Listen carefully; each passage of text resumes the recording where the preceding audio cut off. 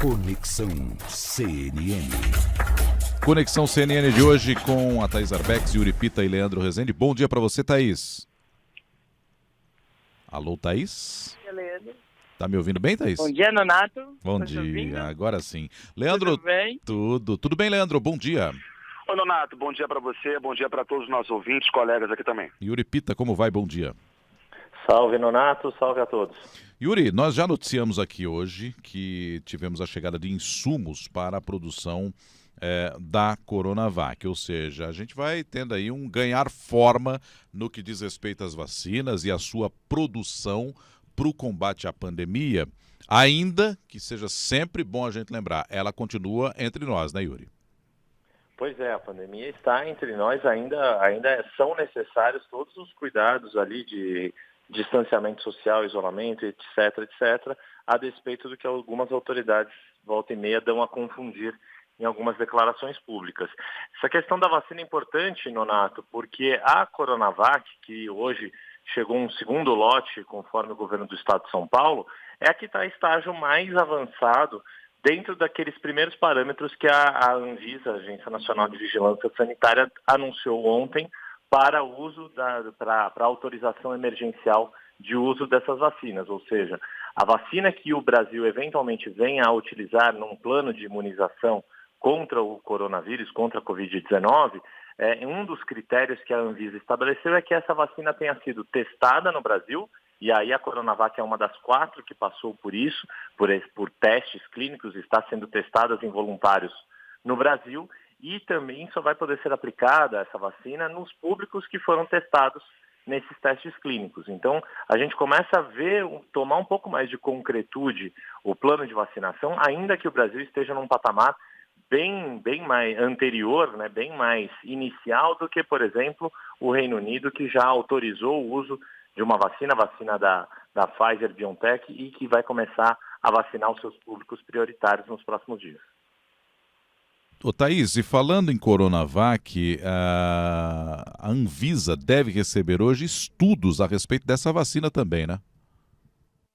Pois é, Nonato, a expectativa do governo de São Paulo, do Instituto Butantan, é entregar a conclusão desses estudos, desses testes clínicos que estão sendo feitos com os brasileiros em até 10 dias. E aí, ontem, conversando ali com algumas pessoas do governo paulista, a avaliação é de que esse próximo passo pode fazer com que a realidade se imponha. O que isso quer dizer, Nonato? Quer dizer que eles têm uma expectativa de que a disputa política fique de lado e a Coronavac entre, sim, no Plano Nacional de Imunização. Além disso, o Instituto Butantan já chegou a dizer, em conversas com o Ministério da Saúde, que tem capacidade de produzir 100 milhões de doses da vacina para que ela seja distribuída em todo o Brasil, Nonato.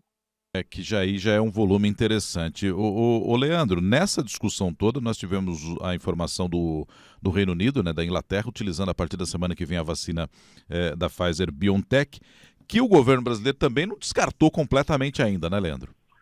É isso, Nonato, o governo não veio de público ainda dizer que não vai usar a vacina da Pfizer, né? Ontem no 360 a gente teve uma entrevista do diretor da Pfizer falando que se o Brasil quiser comprar as vacinas desenvolvidas pela empresa, que precisa correr, né? Porque é uma compra, uma procura mundial e que o Brasil precisa realmente acelerar nesse processo se for querer usar esse imunizante produzido pela Pfizer. E aí, Nonato, a gente está num momento aqui no Brasil que essa pressão política, como a Thaís falou, em algum momento a gente vai ter que deixar ela de lado, porque a pandemia, ela não parou. Aqui no Rio de Janeiro, a Fiocruz divulgou um estudo dizendo que o sistema de saúde está na beira de um colapso. Hoje a gente vai ter uma discussão aqui do governo do Rio de Janeiro para saber se o Estado vai retroceder algumas medidas de isolamento que seria importante nesse cenário de colapso. Então, uma discussão sobre vacina vai acabar vindo também com essa pressão do sistema de saúde e, por um outro lado, outros países já se vacinando, isso aumenta a pressão também sobre governantes brasileiros para sair dessa disputa política. Se a vacina vai ser chinesa, qual coloração da vacina não vai importar tanto, porque a pressão da pandemia vai jogar aí mais um ingrediente nessa efervescência que todo o coronavírus tem gerado aqui no Brasil. E aí, nesse cenário, tem também uma outra apuração. Eu conversei ontem com uma fonte do governo russo que me disse o seguinte: olha, a vacina Sputnik V, ela está sendo muito criticada porque a gente não apresentou ainda os estudos clínicos importantes para serem avaliados aí para os pares, para os cientistas. E aí, o que essa fonte me disse? A Sputnik V está em conversas com a Anvisa justamente para apresentar também esses estudos e a vacina russa ser também uma alternativa aqui para o Brasil, não é? É isso, ganharíamos mais uma alternativa, é como você disse, não importa de onde vem, o importante é a eficácia e a aprovação da Anvisa chancelando que é uma vacina importante que pode combater o vírus ou pelo menos trazer imunização por um período. Ô Thaís, de olho na política também, de olho no cenário político, a gente continua tendo uma discussão muito acalorada em torno da possibilidade ou não de reeleição de Rodrigo Maia para a presidência da Câmara, né? Pois é, Nonato, essa sexta-feira promete aqui em Brasília. Há uma ala ali no Supremo Tribunal Federal trabalhando para que o julgamento na corte, que começa amanhã, já termine amanhã, Nonato. Qual que é a avaliação dessa ala? A avaliação é de que há a possibilidade de se formar uma maioria já amanhã, quando começa o julgamento no plenário virtual. Essa maioria, essa ala, eles são justamente os entusiastas da reeleição, tanto de Maia quanto de Davi Alcolumbre, para as presidências da Câmara e do Senado. Mas há um movimento no governo para tentar travar a reeleição, a possibilidade de Rodrigo Maia concorrer a essa reeleição.